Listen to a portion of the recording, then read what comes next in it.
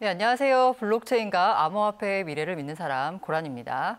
네, 안녕하세요. 블록체인과 암호화폐가 금융의 판을 바꿀 거라고 믿고 있는 이용재입니다. 저희 여름에 방송 시작했는데 이제 거의 가을도 아니고 거의 겨울에 춥네요. 가까워진 것 같아요. 자, 구독자 1000명 끝나기 전에 가자. 구독은 사랑입니다. 454명. 네, 얼마 안 남았습니다. 1000명까지. 1000명을 향해 가는 그날까지 가도록 합시다. 네.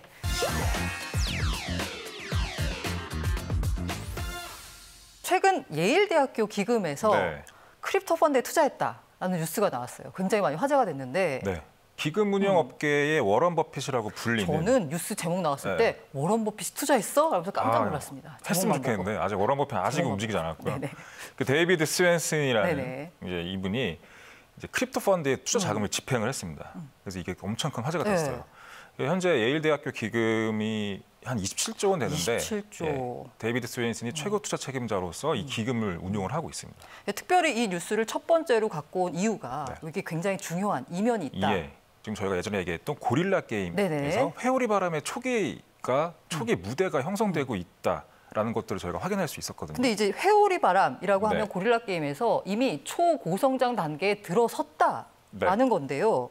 그러면 블록체인과 암호화폐가 아직 뭐 가능성의 기술이다. 이건 버블이다 이런데 이쪽 예일대학교 기금은 이미 초고성장 단계에 들어간 기술로 판단하는 거죠. 이거에 대해서 좀 자세히 살펴보려면 예일대학교가 왜 여기에 투자했는지 살펴보려면 이제 벤처 캐피탈 얘기를 좀 할 수밖에 없어요. 그래서 그림을 보시면 한국과 미국의 시가총액 1위부터 6위까지 기업 중에서 벤처 캐피탈과 창업 초기부터 같이 했던 회사가 셀트리온도 좀 애매하고요. 없어요. 본인이 자수성가해서 일으킨 기업은 셀트리온밖에 없고 나머지는 다 그냥 재벌들.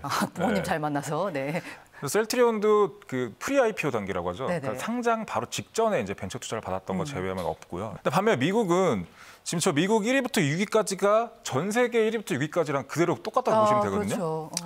근데 지금 저기 노란색으로 해놨던 저 버크셔 해서웨이, 아까 저희가 얘기했던 워런 버핏 회사죠, 투자회사. 저기 빼고는 전부 다 벤처 캐피탈들이. 그러니까 지금 한국하고 미국하고 정확히 반대인 게 한국에 있는 리스트에서는 셀트리온이 이상해 보여요. 그렇죠. 근데 미국 리스트에서는 버크셔 해서웨이가 이상해 보이는 이런 상황이죠. 저기 껴있으면 좀 안 될 것 같은 느낌. 그래서 되게 좀 희한하죠. 이 중요한 게 지금 이 벤처 캐피탈, 글로벌 벤처 캐피탈들이 이 기업들을 세계적인 기업으로 만들어내면서 동고동락하면서 이제 본인들도 엄청나게 그 글로벌 투자 기업으로 인정을 받은 거죠. 그래서 애플 같은 경우는 세쿼이아 캐피탈이라는 그 세쿼이아, 그 세쿼이아 엄청 유명하죠. 그래서 애플과 구글이 세쿼이아고요. 그다음에 아마존하고 페이스북이 저번에 저희가 얘기했던 그 개구리 왕자 키스 메리 미커 그분이 이제 클라이너 퍼킨스라는 VC에 있거든요. 거기서 투자를 했었고요. 마이크로소프트는 이제 TVI라는 벤처 캐피탈에서 유일하게 혼자 투자했던 그 당시에 아무도 투자 안 한다고 했는데 이 회사만 우리가 할게 이렇게 해서 됐던 근데 지금 세계적인 기업이 대박을 냈겠네요. 그러면 글로벌 벤처 캐피탈 가운데서 블록체인과 암호화폐에서 가장 활발하게 활약하고 있는 곳 어디가 되나요? 가장 활발하게 활약하고 있는 데는 아까 언급했던 세쿼이아 캐피탈도 있고요. 그다음에 마크 앤드리슨이라는 그 네스캡 창업자인데 이분이 이제 마크 앤드리슨인데 투자 회사를 보면은 페이스북도 있고 인스타그램도 있습니다. 그다음에 또 뉴스가 가장 많이 공유되는 트위터도 있고요. 그다음에 SNS의 3대 지존을 다 샀네요. 숙박과 여행업을 뒤흔드는 에어비앤비도 있고요. 뭐 VR, 오큘러스 VR도 있고, 뭐 기터브도 있고 엄청 많습니다. 이 앤드리슨 호로위츠는 특이한 게 소프트웨어 쪽에 집중 투자해서 엄청나게 성공을 거둔 벤처 캐피탈이라고 보면 될 것 같아요. 그래서 이제 이분이 비트코인과 비트코인에 대해서 좀 묘사를 했던 문구가 있어요. 굉장히 인상적인데, 그러니까 이 마크 앤드리슨이 그동안 목격했던 기술 변화의 과정들이 다 담겨 있는 그런 문구거든요. 마침내 이 기술을 상업화하기 위한 회사들이 생겨난다. 이게 약간 최근 상황, 최근부터 한 향후 2, 3년 안에 벌어질 상황들이고요. 1975년도에 개인용 컴퓨터, PC. 그다음에 1993년도에 인터넷, 2014년도에 비트코인이 여기에 해당된다라고 얘기를 했었죠. 마크 앤드리슨이. 그러면 블록체인과 암호화폐 미래에도 이분의 과거 투자 경험을 봤을 때 꼽히울 수 있겠네요. 이 마크 앤드리슨은 정말 너무 성견지명에 뛰어난 투자자입니다. 그래서 혹시나 관심 있는 시청자분들은 그 구글에 Why Software is Eating the World라는 그 글을 치면은 이분이 월스트리트저널에 기고한 글이 나와요. 2011년도에. 11년? 2011년도에 시장은 소프트웨어 쪽으로 간다. 하드웨어에서 소프트웨어로 간다. 그래서 우리는 소프트웨어에 투자해야 된다라고 하고 투자를 해서 저렇게 된 거예요. 대단하네요. 엄청난 분이죠. 네. 네. 글로벌 벤처 캐피탈들이 그 블록체인과 암호화폐 산업의 고릴라를 키워내기 위해서 어떤 일을 하고 있나요? 글로벌 벤처 캐피탈들은 이제 서식지 찾았고 네. 이제 예전 한 3, 4년 전부터 관련 기업에 지분 투자를 해오다가 2018년도 올해부터죠. 네네. 아예 대놓고 암호화폐 투자 펀드, 그러니까 크립토 펀드를 조성을 했어요. 돈을 모아서. 올해 조성된 대표 암호화폐 블록체인 펀드를 한번 보시면 이렇게 3개 정도가 있습니다. 지금 피터 틸 아시죠? 제로투원, 페이팔. 그 파운더스 펀드라는 그 스타트업들 벤처 펀드가 있어요. 이분이 운영하는. 여기서 올해 초에 200억 정도 비트코인을 매수를 했었고요. 코인베이스 공동 창업주, 그다음에 전 세쿼이어 캐피탈, 그다음에 전 판테라 캐피탈 출신의 3명이 모여서 패러다임이라는 암호화폐 펀드를 런칭했습니다. 4천억. 우리가 계속 얘기했던 앤드리슨 호로이치가 A16Z 크립토 펀드라는 걸 올해 런칭을 했고요. 3천억 금액으로 조성을 했습니다. 그래서 A16Z 크립토 펀드 저걸 좀 더 자세히 보면은 앤드리슨 호로이치가 얼마나 이 시장에 적극적이고 스타트업도 육성하고 자금을 풀려고 하는지 의지를 엿볼 수 있는데요. 특징을 한번 보시면 이렇게 보니까 4가지가 있는데 일단 첫 번째 10년 이상 장기 투자. 네. 그러니까 스타트업들이 회사를 차리고 IPO를 하기까지 보통 한 1, 2년 걸리거든요. 평균적으로. 그렇죠. 그래서 보통 벤처 캐피탈 펀드가 미국 같은 경우는 한 13, 14년 정도가 보통 운용 만기 정도 돼요. 그다음에 두 번째 특징. 올 웨더. 올 웨더 펀드. 무슨 의미인가요? 그러니까 이게 사시사철 투자하겠다라는 얘기인데 비가 와도 눈이 와도 비가 하겠다. 오나 눈이 오나 뭐 따뜻하나. 그러니까 이거는 이제 A16Z 크립토 펀드 홈페이지, 앤드리슨 호로이치 홈페이지에 있는 내용이거든요. 보시면은 그러니까 올 웨더 얘기를 하면서 시장이 올해 초와 같은 빙하기가 다시 온다고 하면 우리는 굉장히 어그레시브하게 투자하겠다. 더 적극적으로 투자하겠다라고 이미 어나운스를 했어요. 그래서 올 스테이지 투자. 이거 보통 벤처 캐피탈들이 아니면 스타트업 엑셀레이터 투자할 때 아예 초기 단계에 들어가는 회사들이 있고 아니면 중간에 들어가는 회사들이 있고 아니면 IPO 직전에 들어가는 회사들이 있는데 얘네는 그러면 다 하겠다는 거예요. 그러니까 초기 스타트업 발굴해서 시드 머니도 주고 얘네가 이제 점점 뭐 ICO를 하고 쭉 가잖아요. 이제 플랫폼이 되고 근데 모든 단계에서 후속 투자까지 전부 다 진행하겠다라고 얘기를 했던 거죠. 이 마지막으로는 이제 아까 말씀하신 대로 지분 투자도 하고 그다음에 직접 매수도 하고 크립토 펀드가. 그래서 전천후 펀드예요. 그래서 스타트업 지분 투자도 하고 이미 나와 있는 크립토 커런시도 트레이딩하고 투자하겠다라는 거죠.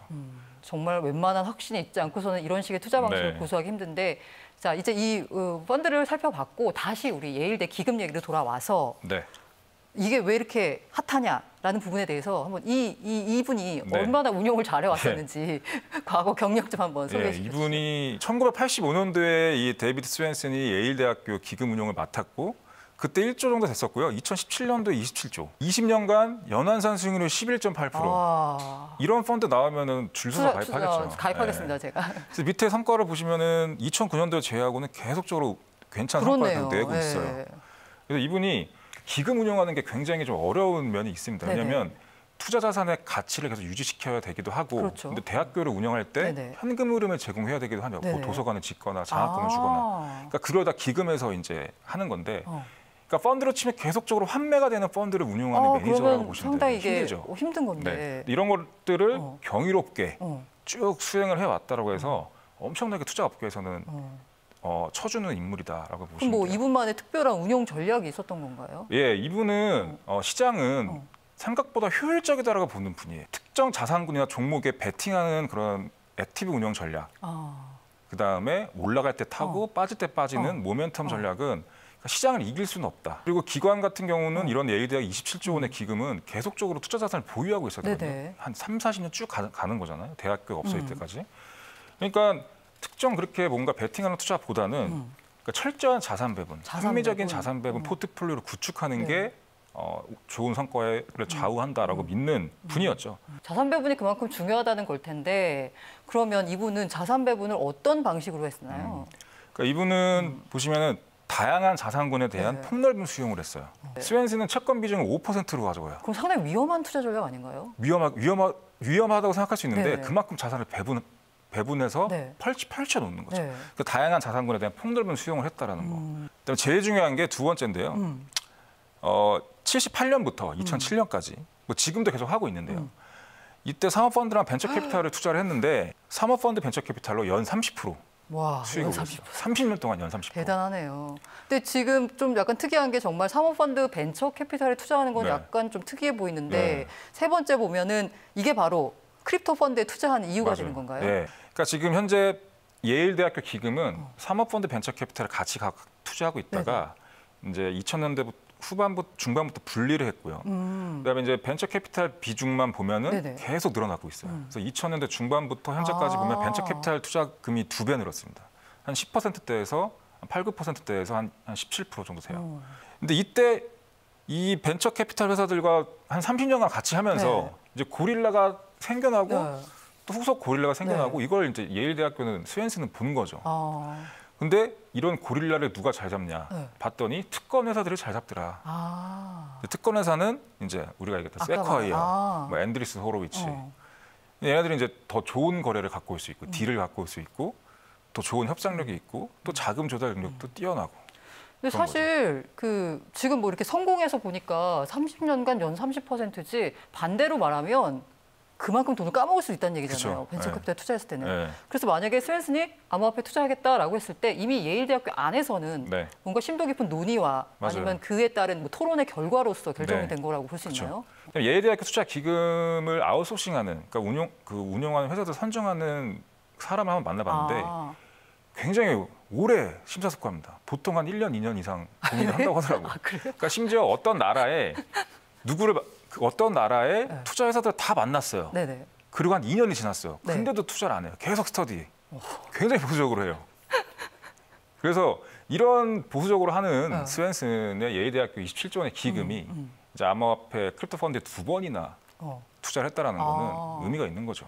워낙 거물이다 보니까 당연하겠지만 도대체 얼마만큼의 영향을 암호화폐 시장에 미칠 수 있는지 스웬슨이 투자를 함으로써 설명 부탁드립니다. 대표적으로 로버트 월레스라는 분이 스탠퍼드 기금 운영하고 24조. 있어요. 24조짜리.